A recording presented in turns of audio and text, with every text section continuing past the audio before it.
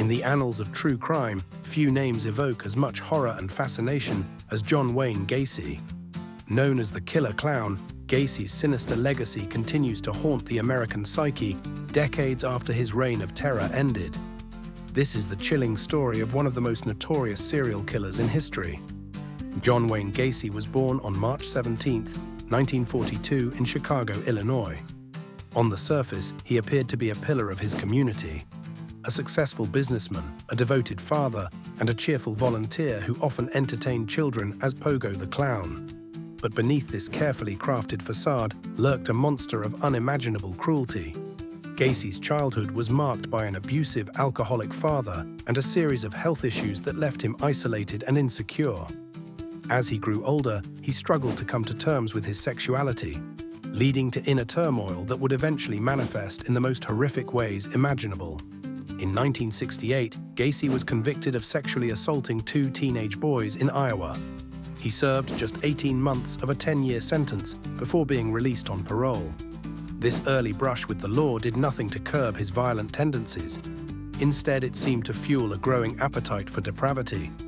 Upon his release, Gacy moved back to Illinois, where he established himself as a respected member of the community.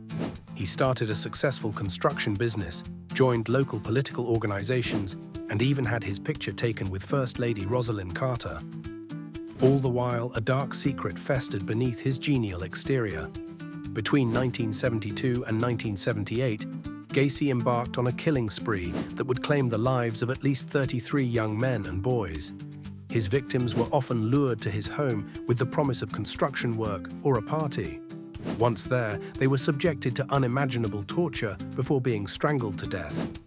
Gacy's preferred method of disposal was as gruesome as his crimes. He buried 26 of his victims in the crawl space beneath his house, while others were dumped in nearby rivers. The stench of decomposition became so overwhelming that Gacy's own family began to complain, forcing him to come up with elaborate excuses about rotting meat in the crawl space. As the body count rose, so did suspicion. Missing persons reports began to pile up, and several of the victims were last seen in Gacy's company. In December 1978, police finally obtained a search warrant for Gacy's home. What they discovered would shock the nation and earn Gacy a place in the pantheon of history's most depraved killers. The excavation of Gacy's property revealed a house of horrors. Bodies were found stacked on top of each other, some partially mummified, others reduced to bones. The sheer scale of the carnage was almost beyond comprehension. As news of the discoveries spread, the public was gripped by a mixture of revulsion and morbid fascination. Gacy's trial began on February 6, 1980, and lasted 5 weeks. The prosecution presented overwhelming evidence, including Gacy's own confession to police. His defense team attempted to argue insanity, but the jury was unconvinced.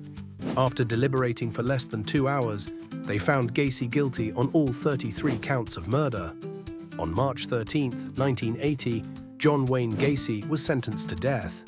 He spent the next 14 years on death row, using his time to paint clown portraits and give interviews in which he alternately denied his crimes and blamed his victims. His final words before his execution by lethal injection on May 10, 1994, were reportedly, "Kiss my ass." The legacy of John Wayne Gacy extends far beyond his horrific crimes.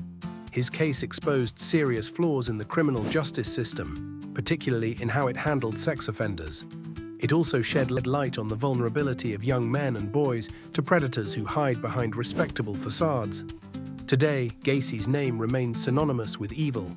His story continues to captivate and repulse in equal measure, a stark reminder of the darkness that can lurk behind the most ordinary of appearances.